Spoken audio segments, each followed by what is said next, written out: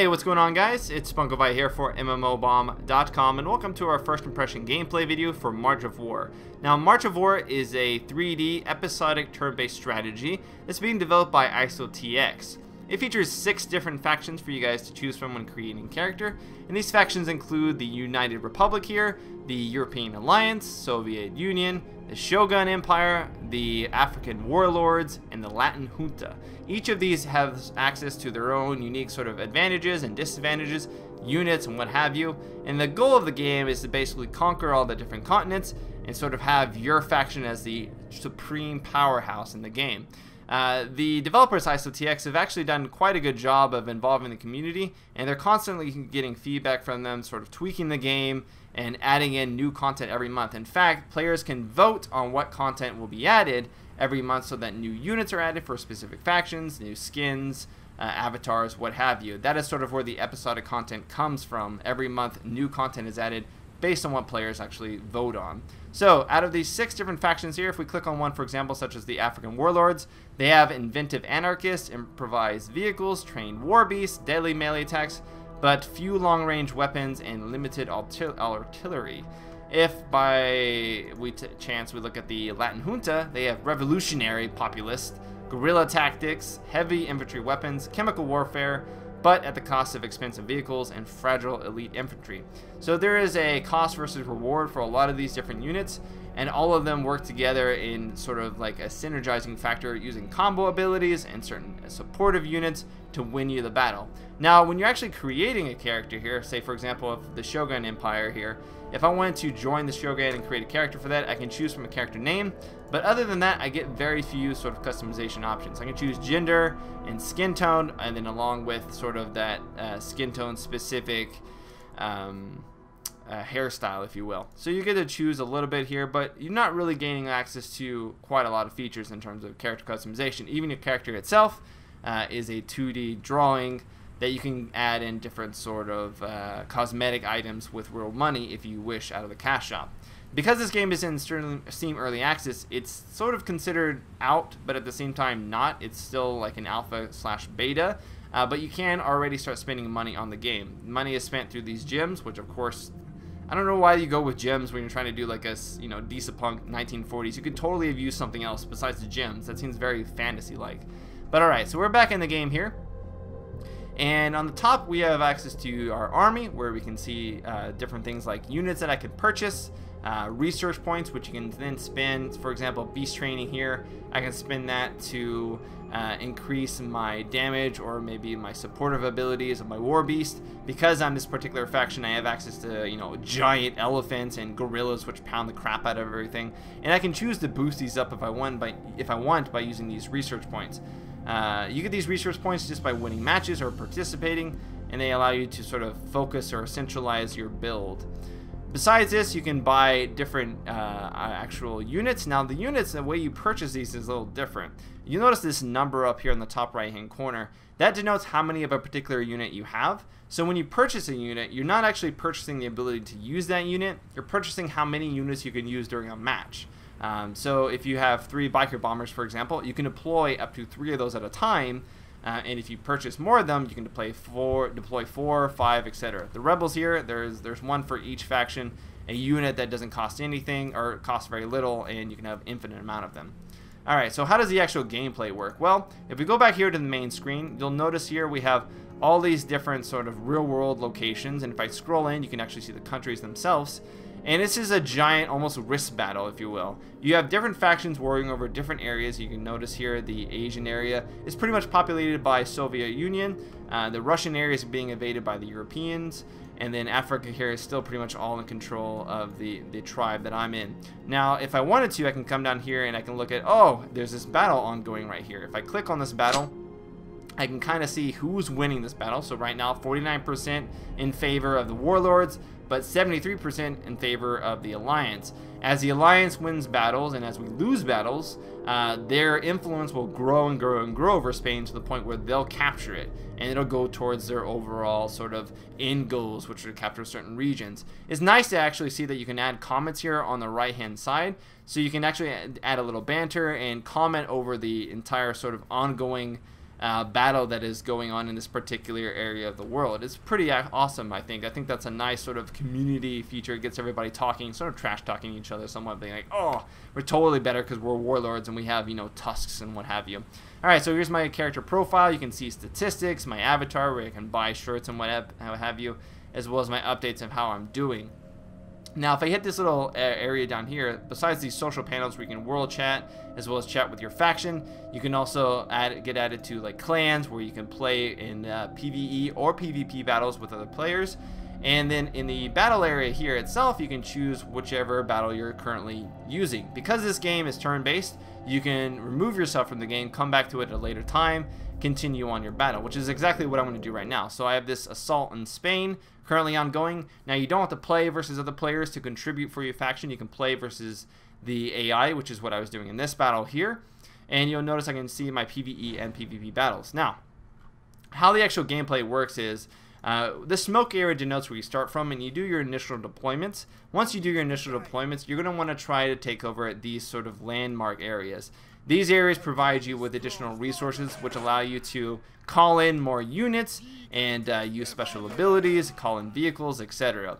Now, in order to control these points, there are certain units like the rebels here which are capturable, allows you to capture certain points and then accrue resources over time. You can only deploy units into these actual locations here. So if I come here, I can notice I can deploy rebels for 2 resources, 2 humans, and as you can see here, humans are the little infantry individual here. That denotes how however many you get per turn. So there's 3 different ones you can get. The stars are for special abilities, like a global field repair for myself, whereas the mechanic ones are obviously for things like vehicles. In this case, I can get 1 more of these, which is a technical vehicle, I guess, and allows me a lot of damage versus other infantry, etc.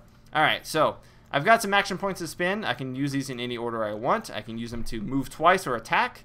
Or move once and attack rather. And with the gorilla here, I'm really good at smashing down and absolutely destroying ground vehicles with this. Now, as the warlords, I don't really have very many long range options, so I don't get very much to do.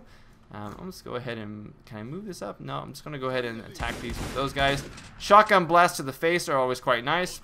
And my biker bombers here are really, really good at taking out vehicles. They just throw little, grenades and boom, he's out of there. All right, so they've captured this point back here. As you notice, we had a little bit of a tussle there.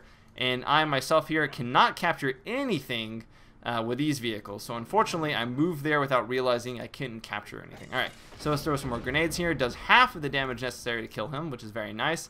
And you notice here, I'm really low on mechanical resources, so I can't really call in too many vehicles. However, just for good measure here, I'm going to call in yet another just deployment of rebels, just so I can back this up. The rebels don't do too much damage. But they do allow me to sort of have bodies on the field and take capturable points. If someone else is actually there, you don't have to worry about them automatically taking a point unless they kill your unit when they get there. So these are all contested, as you notice here. Now, I believe when they're contested, I don't get resources for them. So I will have to take out that enemy before I can progress. When you call in enemies, you actually cannot, or call in units rather, you can't use them until the next turn. So you can only use them sort of as like a diversion, something to, take the time away, essentially, before you can then use them to attack the next turn. Alright, so, how are my guys actually doing here? Well, my biker guys, they're not doing too hot. I'm going to go ahead and call in one of my specials here, which repairs everybody on the field. And I'll go ahead and elect to repair that guy so I can get more of those. I'll again move these guys up here to attack, do some decent damage. Half of them destroyed. And then, can I capture with this? I cannot. But this is very effective against vehicles, so I will go ahead and use both of my action points there to move myself up. So that's still contested. I can throw another grenade here, which is nice. Should kill it. It does indeed. And then I should be able to take this one out through the combined efforts of my 2 rebel groups here. Now, the games can be quite tedious, and in fact, this is one of the biggest gripes I have with the game. It just takes a long time to kill everybody with your basic units. And I feel like, at least for a new player, you're not going to get access to anything that really starts being beefy for a while. I have yet to actually see... Wow, they completely took that out. And my gorilla is taking so much damage. Holy crap. Used Alliance Seismic Bomb here. Now, what an Alliance Seismic Bomb does is reduce the amount of movement I can do and damage I can do per turn. So I'm not going to be really doing quite a lot at all with these guys, unfortunately. You may notice that the animations are a little bit crude at times. They sort of jitter around and they hop around when they're attacking. Let's go ahead and take that guy out there. Nice, nice, nice. And I'll go ahead and use this to scout up a little bit. And, ooh, look at this. Vehicle ripe for the taking. Boom, he gets taken out there. But again, I can't actually capture these points with my biker guys. So these points can still generate, and in fact are still generating resources for the enemy until I'm able to take those out. But we've done a good job here, although I'm sort of in trouble with my big beefy guy here. Let's see if I can attack those. Does a pretty decent amount of damage, but he's in trouble. Let's see if we can go ahead and deploy a repair. And I cannot repair my gorilla, unfortunately. I think you can only repair vehicles. Yes, I've only repaired vehicles with these guys. So, heal all vehicles and large beasts. I am a large beast. How come? Alright, well I can't use that right now. I can't also use my one vehicle that I can call upon because I have not captured any of the vehicle points and accrued 3 of the vehicle resource in order for me to use it. So the gameplay is sort of reminiscent if you've ever played sort of Company of Heroes or Dawn of War. You have the capture points. The capture points give you resources which you can then spend on reinforcements. Oh man, look at all the fire taking my gorilla. But as soon as you take out all the points, then the enemy starts with resources, and you can then go ahead and capture and win the game here. In terms of balance, what I've noticed is the game tends to feel very pay to win currently. I mean, keep in mind the game is still in its early access, so that could all change. Right now, though, everything is purchasable in-game pretty much with the cash shop currency. That means everything. I mean, vehicles, you know, extra ones rather, units, all those things can be purchased. You can have more of them access, but if you're not a good player, you're not going to be able to place them onto the field because you do need those resource points in order to collect them. Alright, so go ahead and throw those in there. Deal about half damage. Very nice. I mean, it does feel very strategical, and the developers, I have to give it to them, they have been very, very involved with the community. They've been, you know, posting regularly on the Steam forums. They've been doing updates almost daily in order to add more and more content to the game, or tweak or just fix things, if you will. Man, I am getting absolutely decimated here. Just really, these Amtraks or whatever they are just completely destroying me, and it is not. I can barely move up with these guys here. I'm going to just go ahead and contest that point, but I cannot attack anymore. Alright. I'll move those up here. Again, can't contest it, but at least I'll just put them in there for good measure, if you will. Alright, so let's go ahead and attack these guys. I still can't kill them, and this is what I'm talking about in terms of the tedium. Now, all these points here, these are contested, which I believe means I can't actually drop more units on them. Nope, I can't drop units, even if I have units in there, because of the fact that there is an enemy present. So what I am forced to do is kind of just fall back, though I think, nope, can't quite. Do need, in fact, another. Oh, I can at least attack these guys. Alright, so my raiders here, they're pretty much my strongest dudes. Do a lot of damage to these shock troopers here. Grenadiers, rather. Tough and powerful anti-infantry with very short range. Not very effective against other infantry. Or anti-tank infantry, rather.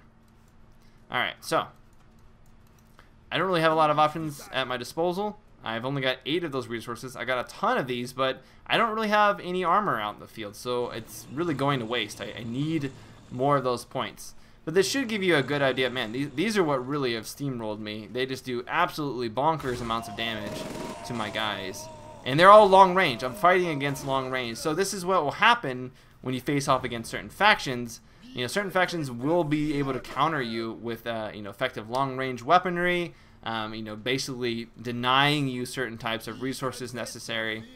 And I really need to capture this as quickly as possible. So let's go ahead and take out that, so I gain access to those again. And I'll take you out, so that is not contested either. Are you serious? It didn't kill him. It was so low. It was one guy. See, this is what I was talking about. It becomes very difficult to really make any headway or progress with your basic units. It just feels very grindy, if you will. Alrighty here. So, do I have anything? I can finally buy a vehicle. I will go ahead and buy this vehicle. I will place this vehicle. I think I need more vehicle stuff. Alright, I'll place that there. and I'll end my turn. Probably only do one more turn because this basically gives you a good idea of how it works. You capture the points, you get the resources. The one with all the capture points in the end wins the game. And there have been known to be ties, if you will, where neither team can actually win. So, barring all the sort of random glitchiness and what have you, is the game something that you would want to play upon full release? Well, that depends on if you're actually someone who enjoys turn-based strategies. There certainly is the perception of a lot of depth to this game. There's a lot of different things you can do in terms of your combos of units, what you play on the field. It almost kind of has a Battleforge sort of sense to it, where you have these cards, and depending on the resources, you deploy them in certain areas.